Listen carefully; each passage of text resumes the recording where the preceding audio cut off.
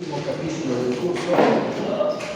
Ya este es un capítulo que me da un método exacto de análisis de estructuras. El método exacto es el método de análisis inicial, también llamado método de la rigidez. Para entender este capítulo debemos recordar qué es rigidez.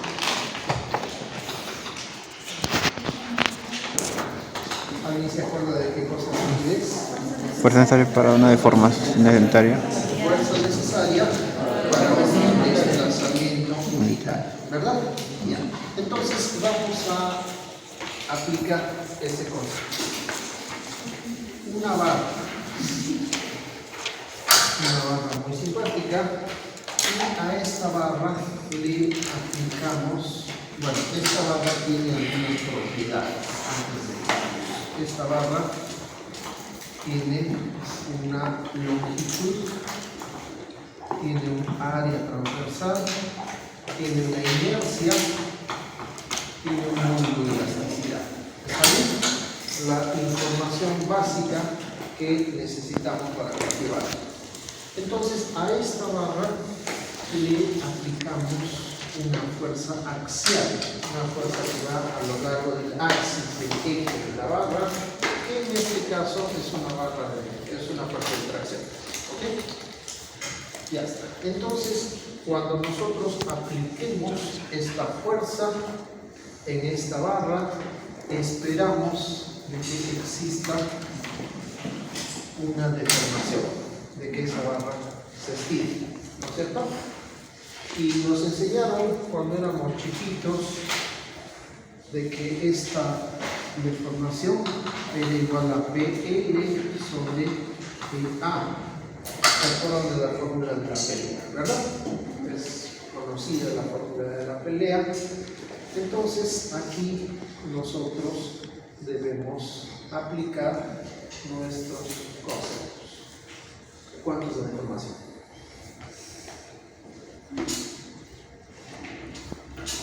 Si estamos hablando de rigideces, la deformación es 1. ¿Estamos bien? Entonces, porque estamos hablando de rigideces, ¿de acuerdo con esto, verdad? Entonces, delta es igual a 1. No estoy especificando unidades. Podría ser milímetros, centímetros, metros o lo que sea. Pero deberíamos tener unidades consistentes, nada más. ¿Sí? Y si es que delta es igual a 1, ¿cuánto vale la fuerza P? Porque P es la fuerza necesaria para un desplazamiento unitario. Entonces, si es que yo quiero calcular rigidez, debo calcular la fuerza. ¿Estamos bien? Entonces, P es igual a módulo de elasticidad por área entre la longitud. Es como si acaso la área. Y esta fuerza P la vamos a llamar rigidez.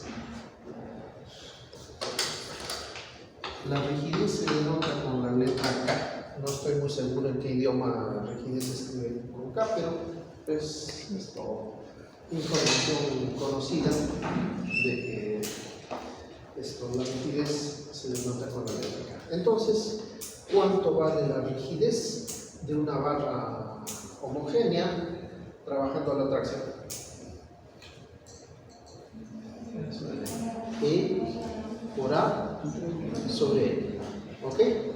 Entonces, ese es el valor de la rigidez. Ahora, segundo concepto.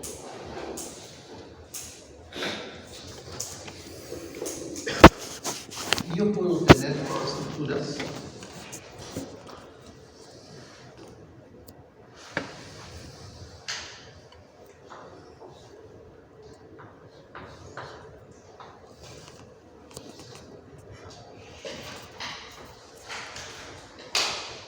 y este tipo de estructuras puedo tener, ¿no es cierto? Las conocen ustedes de cuando eran más chiquitos, aún seguramente les explicaba el método de los cortes, el método de los números para resolver estas cosas. Este tipo de estructuras tiene varios nombres. Puede llamarse cercha, puede llamarse armadura. Hay varios nombres. En general, si es que me hablan de cerchas, entendemos eso. Si es que me hablan de armaduras, entendamos esto. Y si me hablan de reticulados, también entendamos esto. ¿Ok?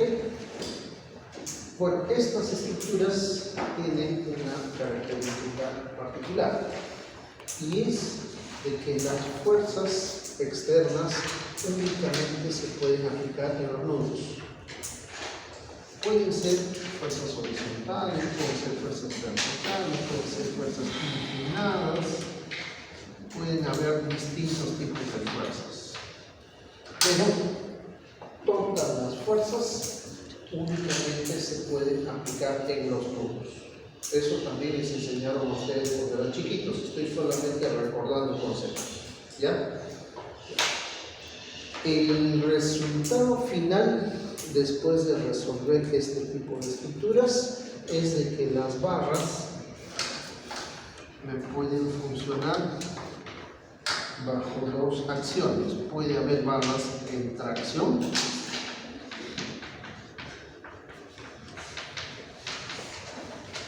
o puede haber barras en compresión.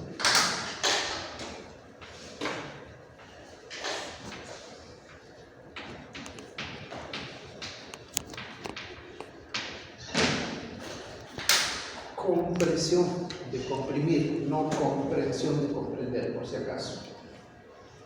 Entonces, podemos tener dos posibles resultados en este tipo de estructuras. O las barras se estiran, funcionan a la tracción, o las barras se comprimen, funcionan a la compresión. ¿Ok? ¿Y cuáles son los problemas que podemos enfrentar? Si es que yo tengo una barra a la tracción, una barra que se estira,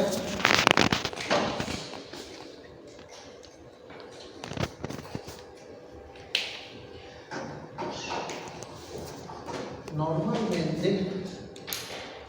los elementos que se usan para construir este tipo de estructuras son bastante eficientes. Podríamos usar acero, podríamos usar madera.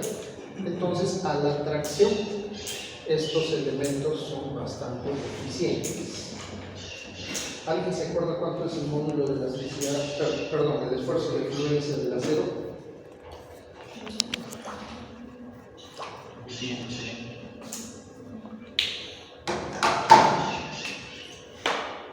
FY 4200, no, perdón, eso es para el acero por lugar, ¿no? Para el acero estructural, para el acero que se puede soldar, es 2536 kilogramos sobre centímetro cuadrado. Ese es el esfuerzo de fluencia para el acero de los perfiles, ese de los ángulos, de las T que se puede soldar. Entonces, imaginemos que yo tengo por acá una fuerza de 4000 kilos.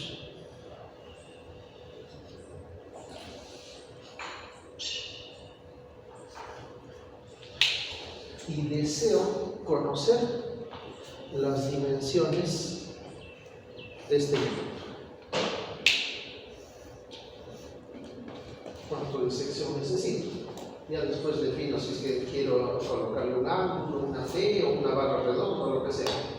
Lo primero que me interesa es saber qué sección necesito. Entonces, ¿cómo harían esto? ¿A qué es igual el esfuerzo? Fuerza entre área, ¿no es cierto? Esfuerzo es igual a fuerza entre área. En este caso, el esfuerzo que yo tengo disponible es la fluencia. ¿Ok? ¿Alguien recuerda qué cosa es fluencia? ¿Es cuando pasa su límite elástico?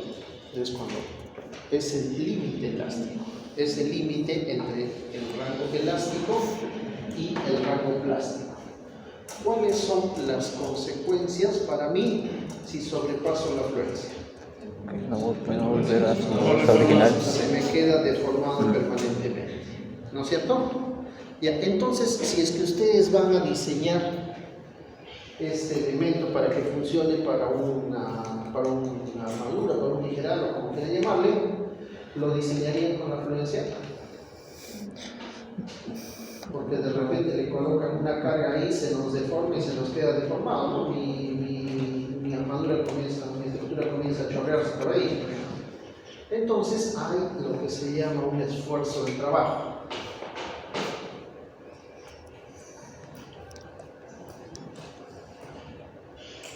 Y para la tracción es el 70% de la fluencia.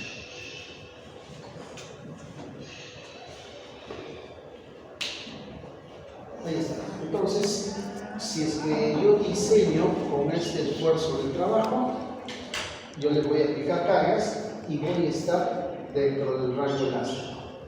¿Me entienden? No va a pasar a la fluencia y no se va a ir al rango elástico que implicaría deformaciones permanentes. Entonces, si me ayudan, por favor, ¿cuánto sería el 70% de la fluencia?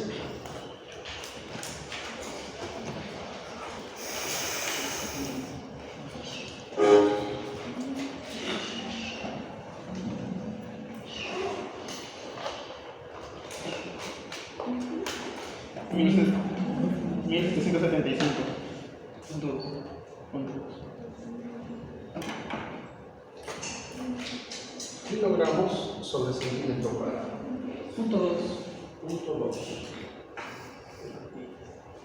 Ya, entonces, yo quisiera calcular el área el área necesaria para soportar esa fuerza.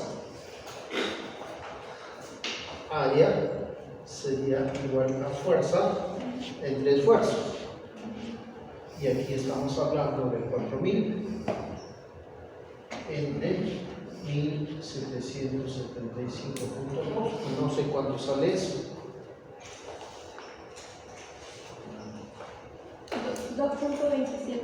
2.25 centímetros cuadrados.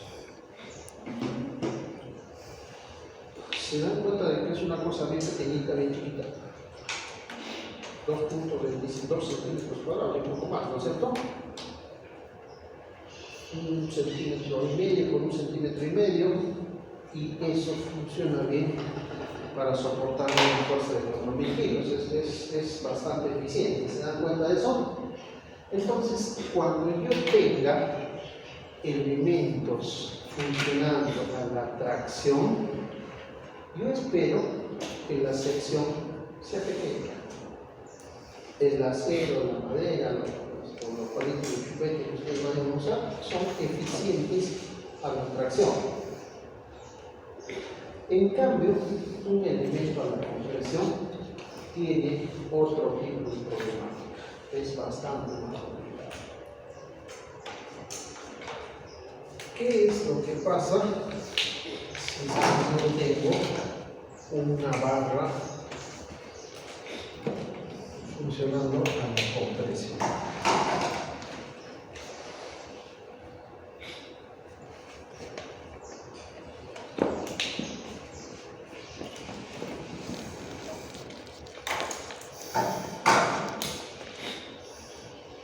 Si es que ustedes comprimen una barra que se supone que es esbelta, ¿qué creen que va a pasar? Se va a pandear.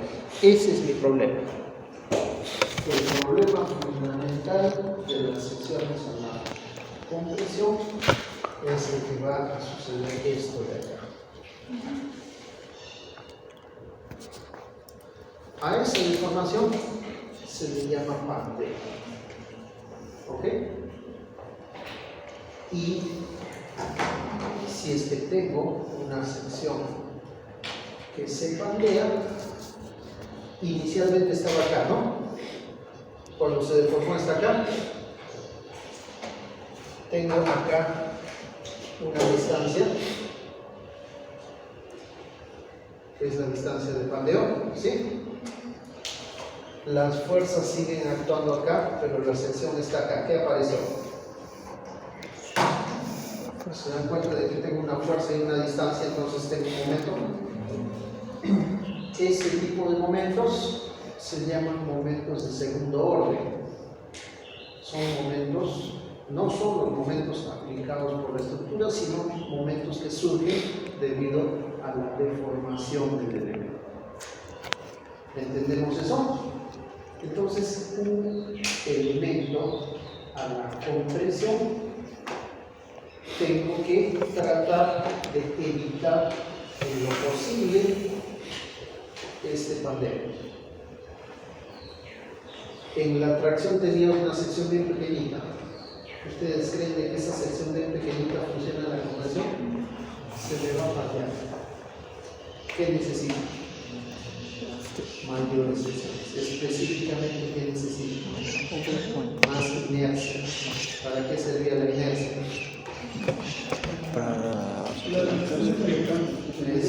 O sea, la inercia es la resistencia al cambio, ¿se acuerdan? Entonces, si tengo un elemento estático, esa inercia es la resistencia a la deformación.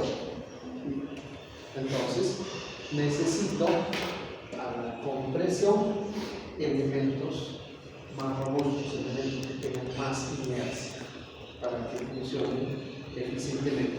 No tanto por la fuerza, sino por el problema de los momentos de segundo orden. ¿Me entienden? Entonces, cuando ustedes miran el puentecito que van a practicar, que van a hacer, yo a simple vista debería poder distinguir cuáles son los elementos a la tracción y cuáles son los elementos a la compresión, porque los elementos a la compresión van a ser más gorditos, más robustos. En cambio, los elementos a la tracción son delgaditos. No necesito mucha área para lograr esa resistencia. ¿Se entiende? Ya está. Entonces, eso a manera de antecedente, a manera de recuerdo, a manera de que ordenen sus ideas con respecto a las estructuras tipo armadura o tipo cercho. Todo lo que acabo de decirles ustedes ya lo conocen, ya lo saben, ya se los enseñaron, de repente no se acuerdan, pero esa es otra historia.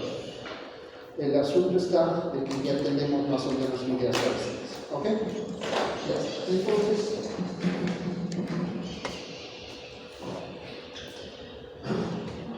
bueno, vamos a hacer un recuento histórico. ¿Qué es lo que pasaba en el mundo a fines del siglo XIX? 1870, 1880, quiero que se ubiquen en el tiempo y entiendan de que en ese momento se estaba viviendo lo que se llamó la revolución industrial, es decir, el cambio de sistema de producción desde un sistema de producción artesanal hacia un sistema de producción mecanizada. Se comenzaron a producir las cosas más rápidamente, con tecnología, con máquinas, etc. Y eso implicaba la necesidad que se tenía de hacer fábricas más grandes, estructuras más grandes, más importantes para poder albergar esos sistemas de producción. Y estos métodos que les voy a explicar ahora fueron más o menos desarrollados a fines del siglo XVII. Repito, estamos hablando de 1870, 1880, por matemáticos. Pero ¿cuál es el problema? De que en estos procedimientos matemáticos, en estos procedimientos matriciales, teníamos muchos sistemas de ecuaciones con muchas incógnitas. Quiero que piensen, vamos a ver, veamos este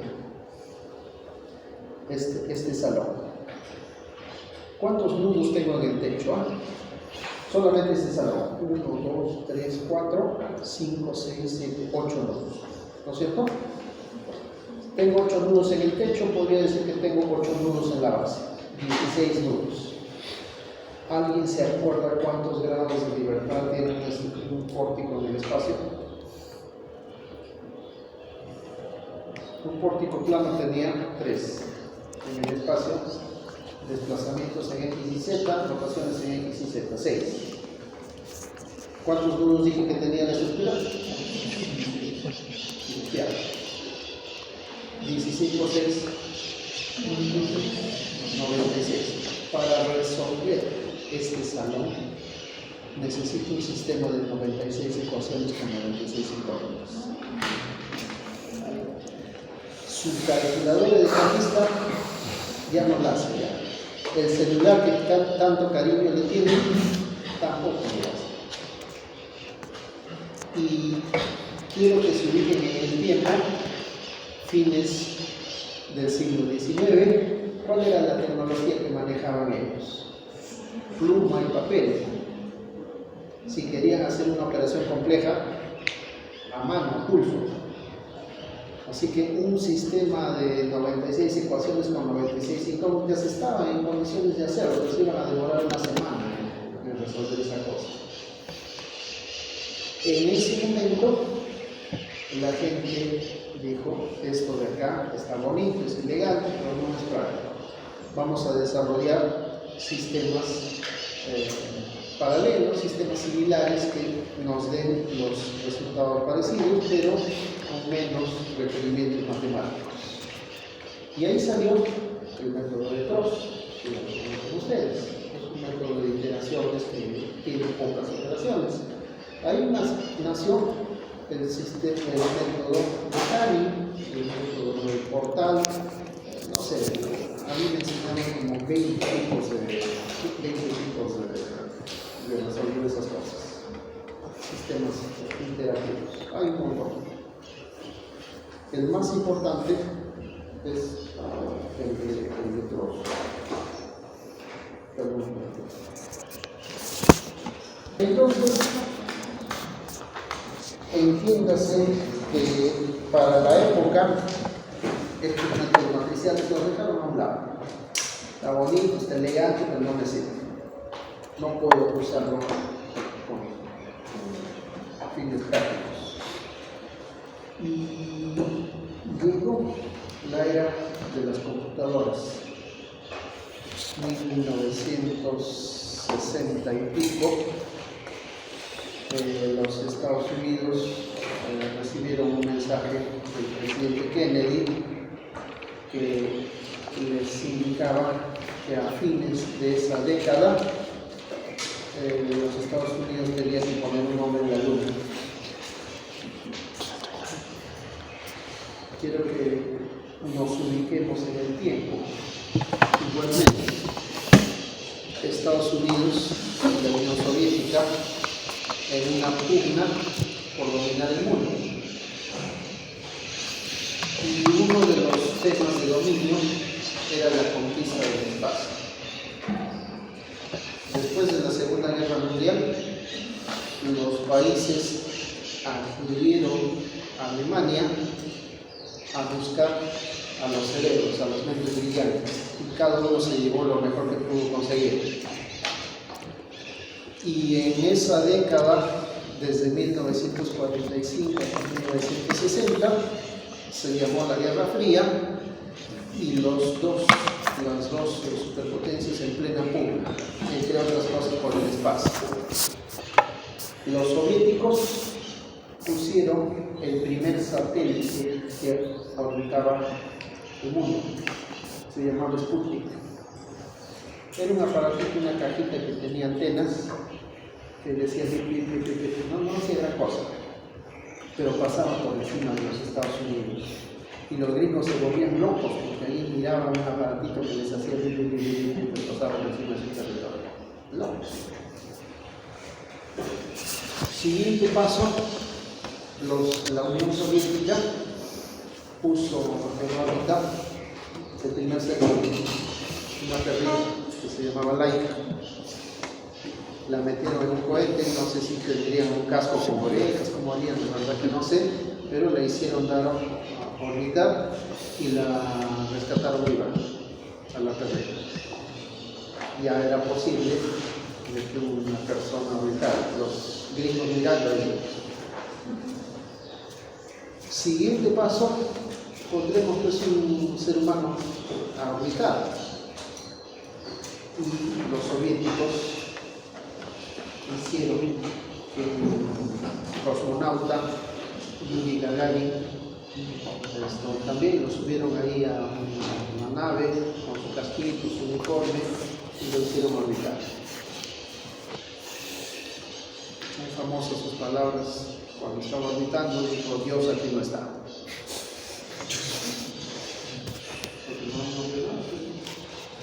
Y observen cómo estaba la carrera espacial. Los soviéticos iban ganando 3-0. Eso prácticamente era una goleada. El presidente Kennedy asumió el mando del poder a principios de la década de los 60 y uno de sus primeros discursos dijo: acá no nos dejamos de juegos y pongamos antes de que termine la década un hombre en la luna. Entre otras cosas, se desarrolló las computadoras. Eran aparatos, probablemente una computadora entraba en este ambiente y tenía menos capacidad que la calculadora de transmisión que ustedes tienen. Pero ya era un avance y posteriormente eso ya se extendió. Para 1970 ya existían computadoras en casi todas las universidades del mundo. Era un lío, ¿no? Tenías que introducir información a la computadora mediante tarjetas perforadas, algo muy parecido a las tarjetitas con las que ustedes daban el examen de admisión, pero en lugar de marcarlas con lápiz se perforaba. Y de esa manera se introducía información. Te equivocabas en una perforación, la computadora se volvía loca y no te daba ningún resultado. Pero ya estábamos en la era moderna, ya era posible rescatar esos métodos matemáticos sofisticados de los que hablábamos antes, y era posible de que las computadoras me resolvieran 60, 80 sistemas de ecuaciones con incógnitas en un tiempo más o menos razonable. Así que a partir de ese momento es de que los métodos matriciales nuevamente se han incorporado al mundo de la ingeniería, y nosotros podemos afirmar de que se trata de métodos exactos, se trata de métodos que nos dan información exacta. Acá me están diciendo es un análisis de estructuras que representa una base muy conveniente para poder ser programada.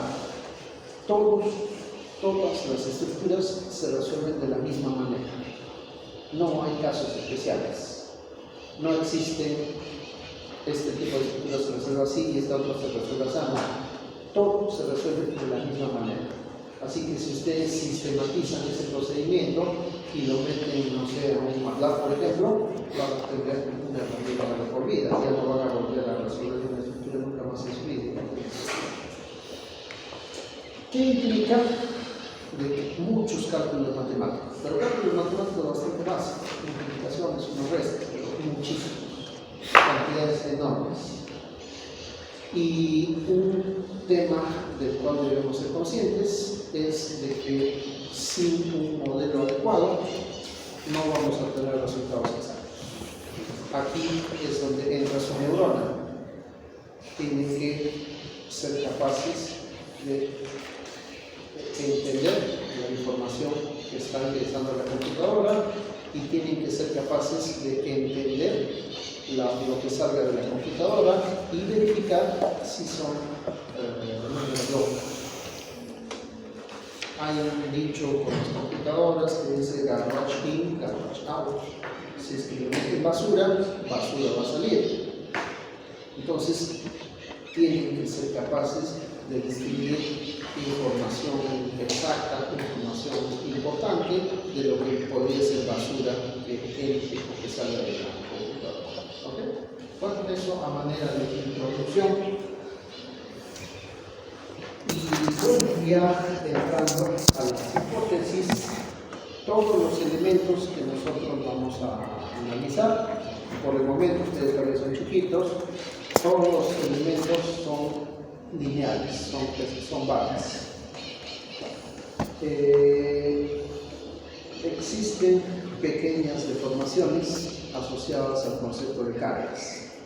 Yo le aplico una carga y espero una deformación, pequeña, pero de todas maneras espero una deformación. Las barras van a ser rectas y de sección constante. Y vamos a tener tres conjuntos de sistemas de ecuaciones.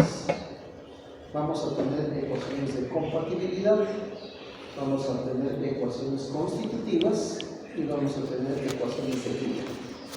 Esos tres tipos de ecuaciones, esos tres conjuntos de sistemas de ecuaciones me van a conformar una ecuación nueva, un sistema de ecuaciones. ¿Qué cosas son las ecuaciones de compatibilidad? Relacionan las deformaciones de las barras con los desplazamientos nodales. ¿Qué es un nudo? En estructuras, ¿qué es un nudo? Es un punto donde se unen barras. ¿Estamos de acuerdo? Ya. Las barras están sólidamente unidas al nudo. ¿Sí, no es cierto? Y no tiene lógica que sea nudo. Si una barra se estira y otra de las barras se comprime, ¿cómo se mueve ese nudo? Proporcional a las barras que están aquí. En determinada dirección se moverá en sentido del estiramiento y en la otra dirección se moverá en sentido contrario. ¿Me entienden? Esa composición de deformaciones de las barras que afectan a los nudos se llaman las ecuaciones de compatibilidad. Las ecuaciones constitutivas me relacionan las fuerzas en las barras con los desplazamientos nodales. Es decir, una fuerza P está asociada a una deformación PL sobre EA. ¿Me entienden? Esas son las ecuaciones constitutivas. ¿Y qué cosas son las ecuaciones de equilibrio? Las ecuaciones de equilibrio me indican de que ese conjunto de fuerzas y de momentos tiene que ser igual a cero para que la estructura sea eficiente. Entonces, esos tres sistemas de datos, esos tres conjuntos de datos, me van a permitir resolver el valor de las incógnitas. Y aquí la ecuación general del método matricial es bastante sencillo, pero ustedes ya la conocen. La ecuación general que me maneja el sistema matricial es bastante simple.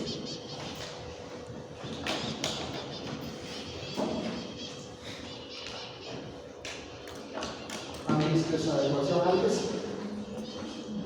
Cuando estaban en el colegio y les enseñaban resortes, ¿se acuerdan? Esto de acá se llamaba la constante del resorte, la constante de deformación del resorte, ¿no es cierto? En este caso, asimilando esa definición, nosotros decimos de que los elementos estructurales de las barras tienen una rigidez, es decir, una resistencia, una fuerza necesaria para una deformación unitaria, que es el mismo concepto que se usaba para los resortes. Aquí hay una pequeña acotación.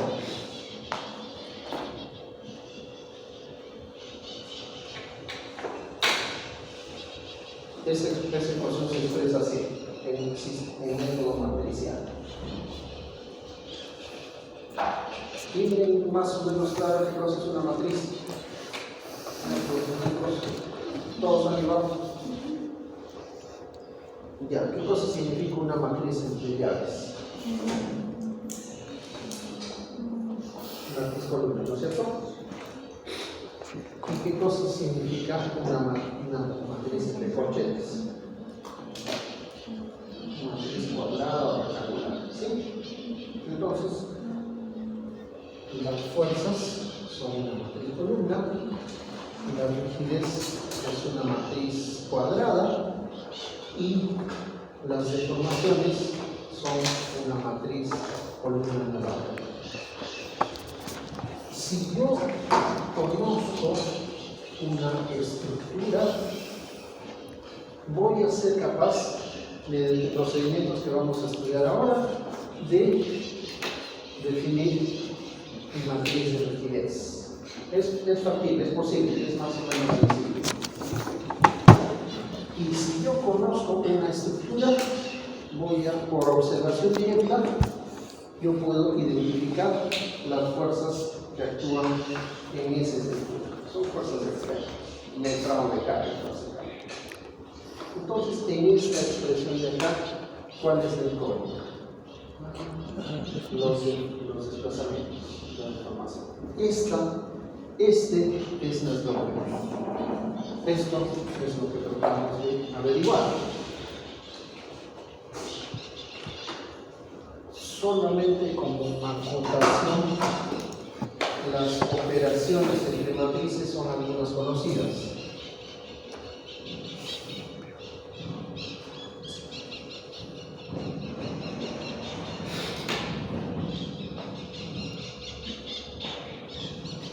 ¿Se pueden sumar matrices? ¿Cuál es el requisito para que se sumen dos matrices? Que tengan el mismo tamaño. ¿Sí? Ese es el requisito. Puedo tener una matriz A por B, y puedo tener una matriz B también del mismo tamaño. Entonces, estas dos matrices se pueden sumar. A es el número de filas y B es el número de columnas. Eso lo tiene más o menos claro, ¿verdad? Y puedo restar matrices, que es el mismo principio. Las matrices tienen que ser del mismo tamaño para que se sumen, para que se resten.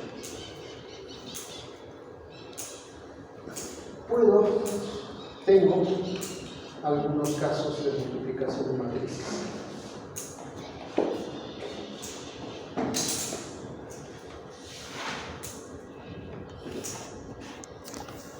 Puedo multiplicar un número n por una matriz. Háganme acordar, ¿puedo hacer eso? ¿Qué significa? De que este número natural n multiplica a todas las componentes de la matriz.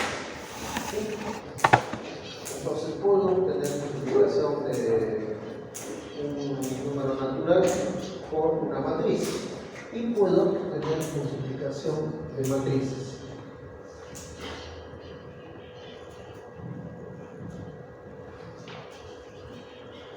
¿Qué requisitos se necesitan para multiplicar matrices? Igual número de filas igual al número de columnas, ¿no? Si es que esta matriz, no, si es que esta, a ver, voy a cambiar acá para no confundir. Tengo una matriz M de tamaño A por B, la quiero multiplicar por una matriz N. ¿Qué tamaño debe tener la segunda matriz? El número de columnas de la primera tiene que coincidir con el número de filas de la segunda, ¿no? Algo así era. Y esto va a dar como resultado una matriz que le vamos a llamar producto. ¿De qué tamaño va a salir la matriz?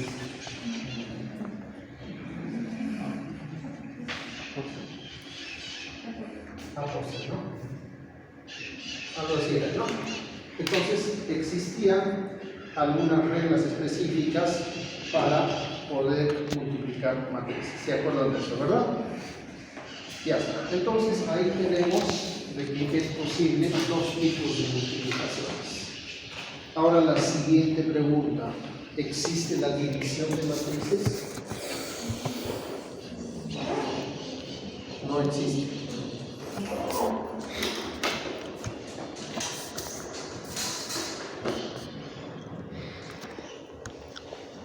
No existe la división de matrices.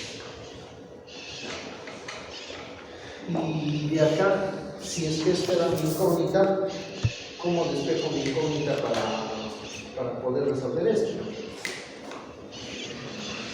Existe otra operación de matrices que se denomina la matriz inversa.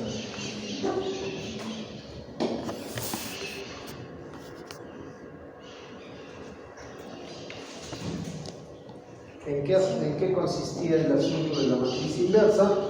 Yo puedo tratar de despejar dentro de acá. Esta matriz que está como matriz normal aquí va a pasar al otro lado como matriz inversa.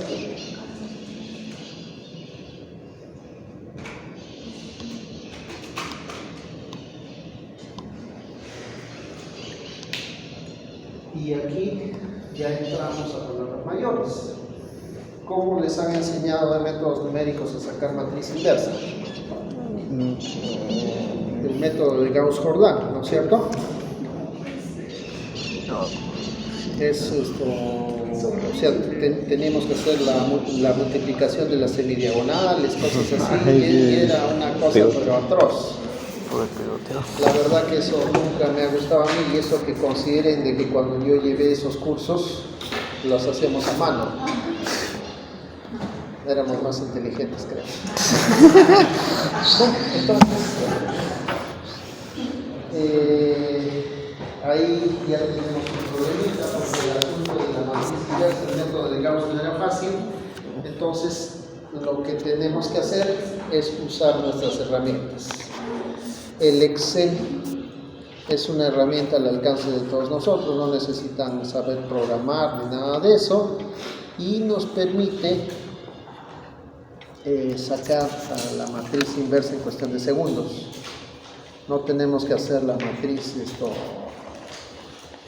esa que tenía los unos en la diagonal, la matriz, esa cosa no tenemos que hacerla, sino de que nosotros cargamos la matriz, la seleccionamos, le ponemos M inversa, que es el comando, y del resultado sale de que podemos sacar la matriz inversa. Es más o menos sencillo. La próxima clase me hacen acordar que tengo que enseñarles Excel, porque no sé, me imagino que algunos de ustedes son tigres en Excel, pero el tema de los comandos necesarios para operar matrices es medio especial. No es lo que normalmente hacemos en el Excel. Tiene algunas particularidades que debemos revisarlas. Bueno, entonces nos veremos el próximo lunes. No se vayan.